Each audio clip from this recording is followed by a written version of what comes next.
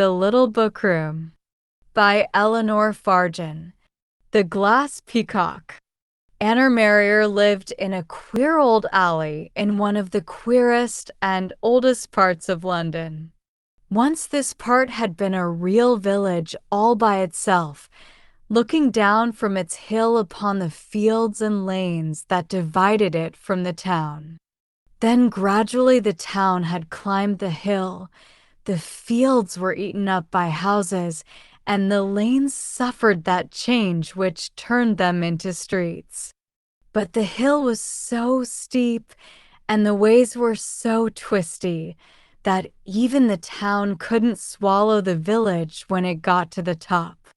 It was too much trouble to make broad roads of all the funny little narrow turnings, so some of them were left much as they were, and one of these was the alley where Anna Marrier lived. It ran across from one broad road to another, a way for walkers, but not for carts and cars. The two big roads met at a point a little farther on, so there was no need to turn Anna Marrier's alley into a thoroughfare for traffic, and it remained a paved court, with poor irregular dwellings and a few humble shops on each side. Being paved and out of the way of motors, it became a natural playground for the children who lived in it, and even from the other alleys nearby, children came to play in Mellon's Court. The organ grinder, making his way from one big road to another, sometimes made it across Mellon's Court. One day, as he was passing, a group of children were clustered round the little sweet-stuff shop that sold bright sweets and hapworths, or even farthingsworths. The shop had an old bow window nearly touching the pavement.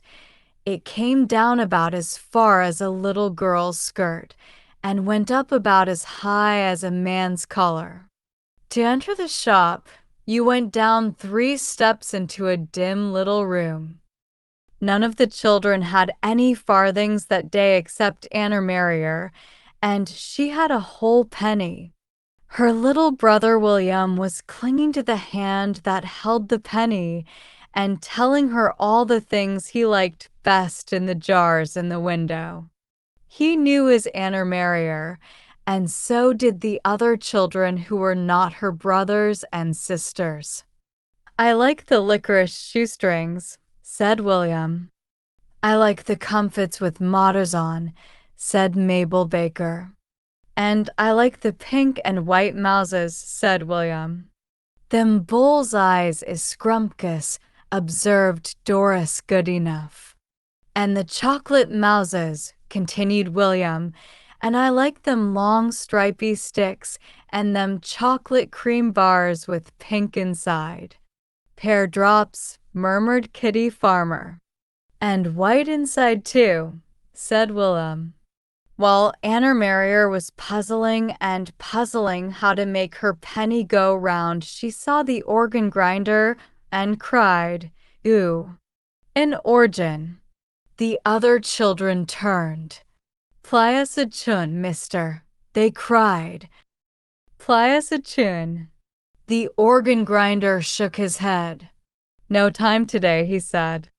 Anna Marrier went up to the organ grinder and smiled at him, plucking his coat. "Do ply, Emma chun to dance to," she said, and held out her penny. It was Anna Marrier's nice smile, and not her penny, that won the day. Anna Marrier was quite an ordinary-looking little girl until she smiled. Then you felt you would do anything for her. This was because Anna Marrier would always do anything for anybody. It came out in her smile and got back at her, so to speak, by winning her her own way. All day long Mellon's Court was calling her name. Anna Marrier. "Johnny's been and hurted hisself." Anna Marrier. "Come quick. Bobby and Joan is fighting something orful." Anna Marrier, boo-hoo. "I've broke my dolly." Or it might be an older voice. Anna Marrier. Just keep an eye on baby for me while I go round the corner. Yes, everybody knew that Anna Marrier would always be ready to heal the hurt and soothe the quarrel and mend the doll and mind the baby. She would not only be ready to, but she could do it because everybody did what she wanted them to. So the organ grinder refused her penny and stopped and played 3 tunes for her smile, and the children got a jolly dance for nothing, and William got a pair of licorice shoestrings for a farthing. The rest of Anna Marrier's penny went in hundreds and thousands, and every child licked its finger and had a dip. There wasn't a fingerful over for Anna Marrier, so she tore open the tiny bag and licked it off with her tongue. After that, the organ grinder made a point of cutting across Melon's court on his rounds, stopping outside the rat catcher's, where it was at its broadest, to play his tunes, and the children gathered there and danced, and sometimes he got a copper for his kindness. But whether he did or not made no difference. He always came once a week. Christmas drew near, and the little shops in Melon's Court began to look happy. The sweet stuff shop had a fairy doll in white muslin and tinsel in the middle of the window, and some paper festoons and cheap toys appeared among the glass bottles.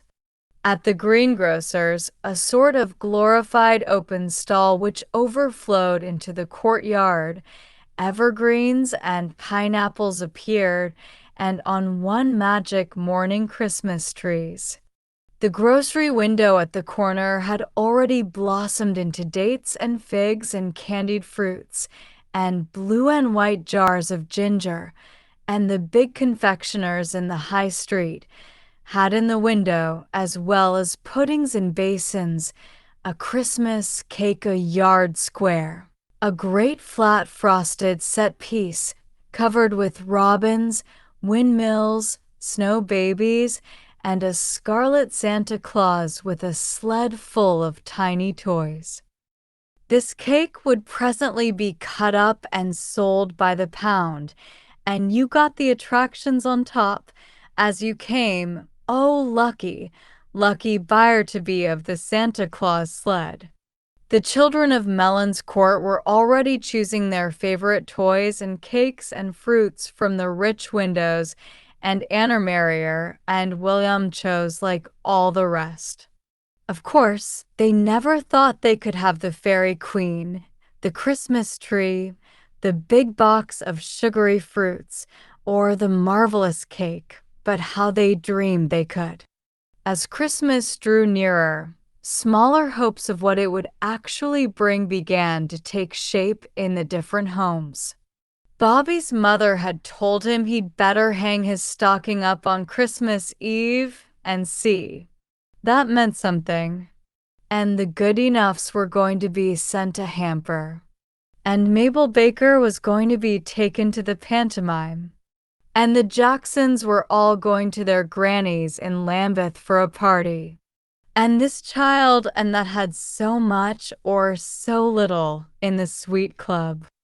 And as Christmas drew nearer, it became plainer and plainer to Anna Marrier that this year, for one reason or another, Christmas wasn't going to bring her and William anything. And it didn't. Up to the last, they got their treat from the shop windows and did all their shopping there. Anna Marrier never stinted her Christmas window shopping. What'll you ave, Willem? I'll ave the fairy queen, I think. Would you like them trains? SS, said William. And I'd like the fairy queen. ORL right. You ave her. I'll ave that music box. At the confectioner's, shall we ave a big puddin' for us both, or a little puddin' each, Willem?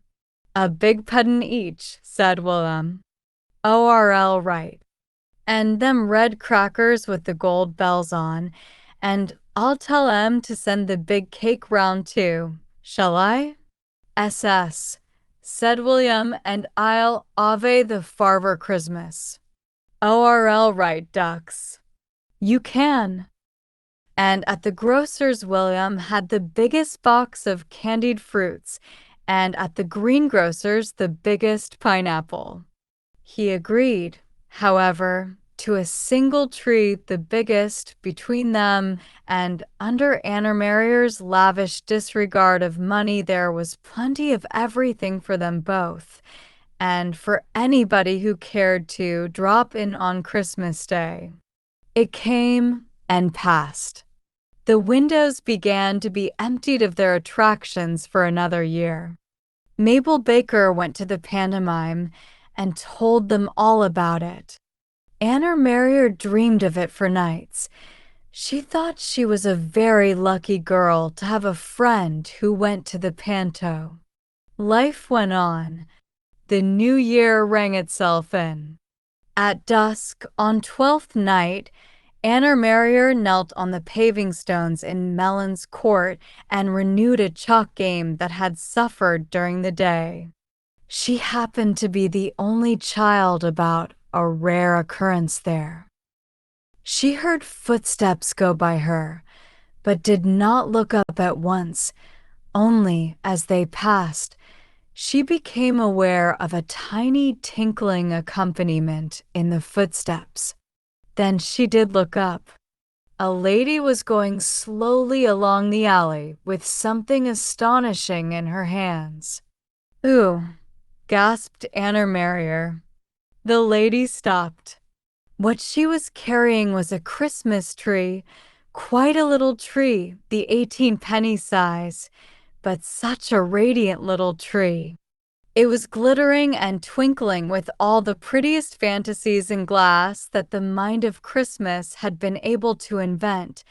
Little gas lamps and candlesticks, shining balls of every color, a scarlet and silver Father Christmas, also in glass, chains and festoons of gold and silver beads, stars and flowers, and long clear drops like icicles, birds, too, in glass, blue and yellow birds, seeming to fly, and one, proudest and loveliest of all, a peacock, shimmering in blue and green and gold, with a crest and long, long tail of fine spun glass like silk.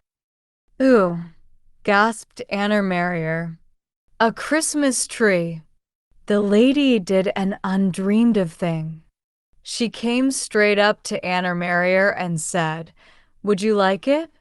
Anna Marrier gazed at her and very slowly smiled. The lady put the tinkling tree into her hands. This, she said, was for the first little girl that said ooh.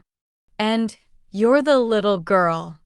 Anna Marrier began to giggle. She simply couldn't say, "Thank you." She could only giggle and giggle. Her smile, however, turned her giggling into the loveliest laughter and seemed to be saying "thank you" on top of it. The lady laughed and disappeared from Mellon's court. William appeared in her place. "What's that?" "T.S. a Christmas tree. A liddy give it to me." William scampered screaming down the alley. "Anna Marrier's got her Christmas tree, what a liddy give, The crowd collected.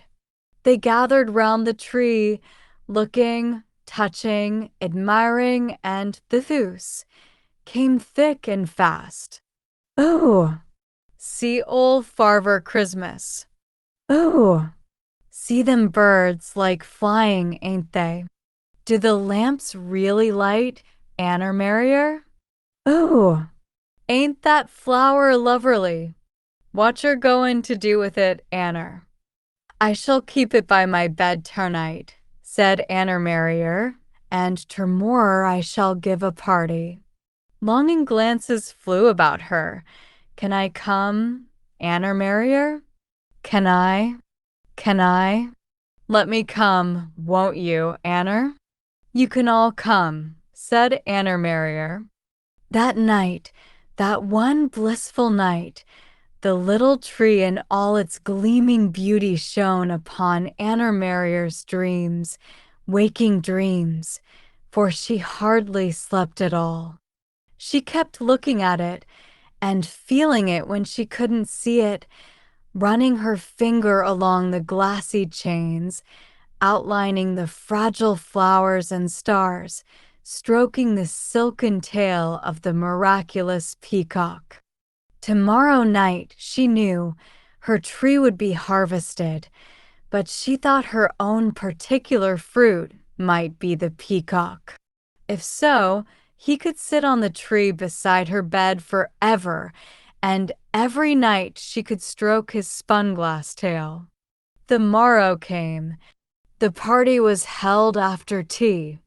Every child in Melon's Court took home a treasure. William wanted the Father Christmas and had him. The other children did not ask for the peacock. Somehow they knew how much Anna Marrier wanted it and recognized that off her tree she should have what she prized most. Little Lily Kensett did murmur, when her turn came, "I'd like the peak," but her big brother clapped his hand over her mouth and said firmly, "Lil'd like the rose, Anna Marrier. Look, Lil, it's got a diamond in the middle." "Ooh," said Lil greedily. So when the party was over and the little empty tree was dropping its dried needles on the table, Anna Marrier was left in possession of the magical bird whose tail she had touched in her dreams. When she came to put William to bed, he was sobbing bitterly. "What's the matter, ducks?" "I broke my Father Christmas." "Oh, William, you never." "Yes, I did." William was inconsolable. "Don't cry, ducks. I want your peacock." "ORL right. You can. Don't cry." Anna Marrier gave William her peacock. He sobbed himself to sleep, clutching it, and in the night he dropped it out of bed. Anna Marrier heard it go as she lay beside her little empty tree. All night long the pungent scent of the Christmas tree was in her nostrils, and the tiny crickle of its dropping needles in her ears. And in the room of every other child in Melon's Court some lovely thing was said above its dreams, a bird or flower or star of colored glass, to last perhaps a day, a week, a few months, or a year, or even many years.